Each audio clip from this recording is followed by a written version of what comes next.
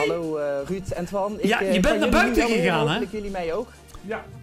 Wat dichter erbij doen. Hallo. Ja, hallo, een beetje hallo, erbij. hallo. Ja. Daar ben ik dan. Ja, ik ben inderdaad naar buiten gegaan, want dat was volgens mij iets beter. Want binnen in de keuken was het bereik niet heel erg goed. Dus we zijn even naar buiten gegaan. Maar we hebben dat schattige snoephuisje ook gewoon wel meegenomen. Zoals je straks ook al kon zien. Die heb jij gemaakt natuurlijk, want we zitten hier natuurlijk bij Aafke, die we kunnen kennen van Heel Bezel Bakt. En daar heb jij geen wafels gemaakt, toch? Nee, daar heb ik ontbijtkoek gemaakt. Alleen dan op een bezelse manier. Daar had ik een kruidje in gedaan.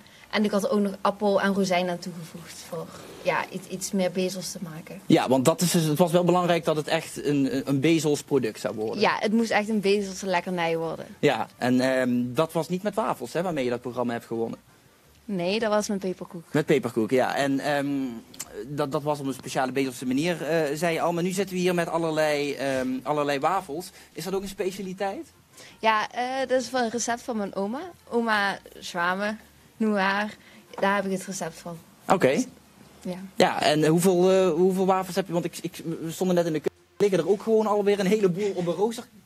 Kun je ook niet bakken, zeg maar? Of, Ja, ik heb er wel die even wat minder, omdat ik gewoon in mijn NC-week zat. Oh, maar ja, ook belangrijk. nu heb ik wel wat tijd om te bakken. Ja, nou dat is mooi. We gaan nog een aantal dingen komen ook, neem ik aan. Wat heb je trouwens gewonnen met die bakwedstrijd? Want... Nou, toen mocht ik mijn lekkernij mocht dan verkocht worden bij de bakkerij Betterij.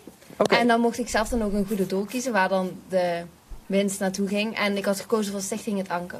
Ah, oké. En wat doet die stichting? Nou, dat is zeg maar een oud gebouw en dat moet gerenoveerd worden. En daar zijn ze geld voor aan het ophalen. En ik ben ook zelf lid van de vereniging die in het gebouw zit, Jong Nederland. En ja, ik wou graag daarbij helpen. Dus toen heb ik het geld daarin gegeven.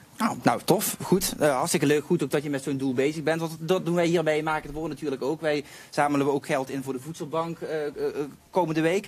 Hoe zou je dat nou vinden als jouw wafels straks daar terug te vinden zijn? Ja, dat zou wel leuk zijn hoor. Tof, hè? Ja. Ik weet niet of dat mag eigenlijk, omdat het zelfgemaakt eten is natuurlijk.